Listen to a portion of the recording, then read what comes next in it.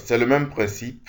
C'est le même principe pour les exercices 18, 20 et 22. C'est le même raisonnement. Alors, voyons à présent les détails de l'exercice 17. Quelques éléments de réponse.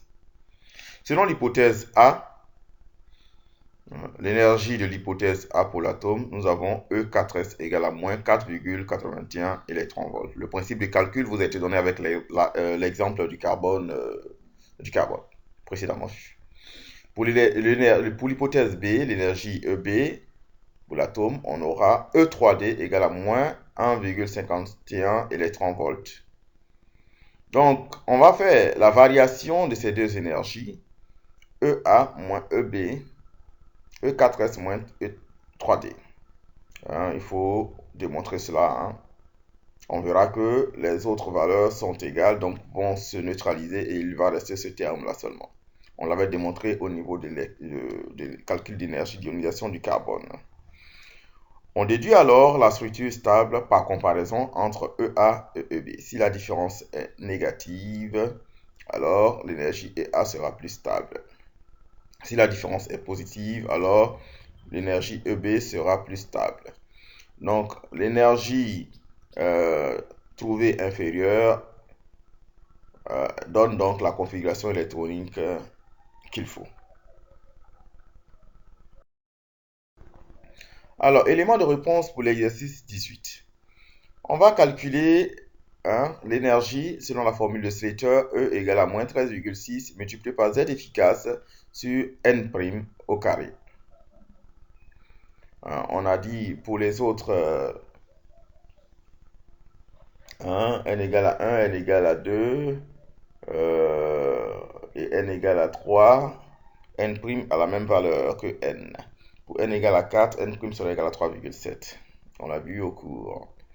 Alors, E3D sera égal à moins 27,94 électronvolts selon ce calcul et 4S sera égal à moins 18,82 électronvolts. Par comparaison de E3D et E4S, on déduit l'état d'oxydation facile de Fe et sa structure électronique. C'est-à-dire, l'énergie la plus basse va donner ce qu'il faut comme structure à l'état d'oxydation du vanadium. Quelques éléments de réponse de l'exercice 20.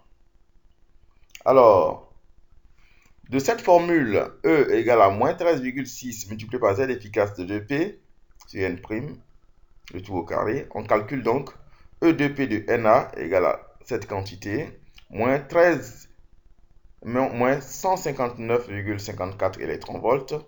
On calcule énergie 2P de F qui est égale à moins 91,94 électronvolts. On calcule E2P de zinc qui est égal à moins 2271,96 électronvolts.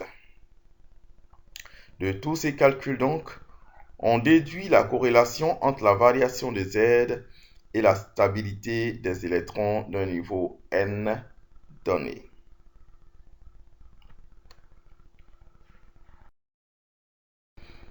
Énergie d'un électron I dans l'approximation de Slater. Nous sommes toujours dans ce chapitre.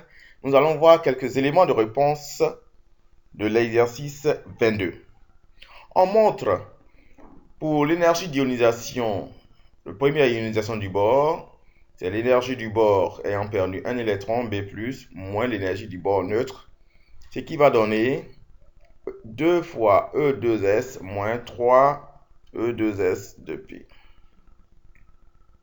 Pour la deuxième ionisation, EB2+, moins EB+, ce qui va donner E'2S, parce que E2S n'aura pas la même énergie, moins 2 fois E2S.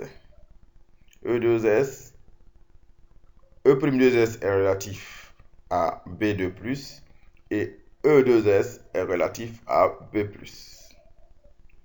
On calcule alors I1 ici. I1 égale à 9,73 électronvolts. Revisez avec calme et sérénité les indications précédentes pour pouvoir calculer I1 égale à 9,73 électronvolts et I2 qui sera égal à 22,05 électronvolts. On pourra donc en déduire la corrélation entre la variation de Z et la stabilité des électrons d'un niveau N donné.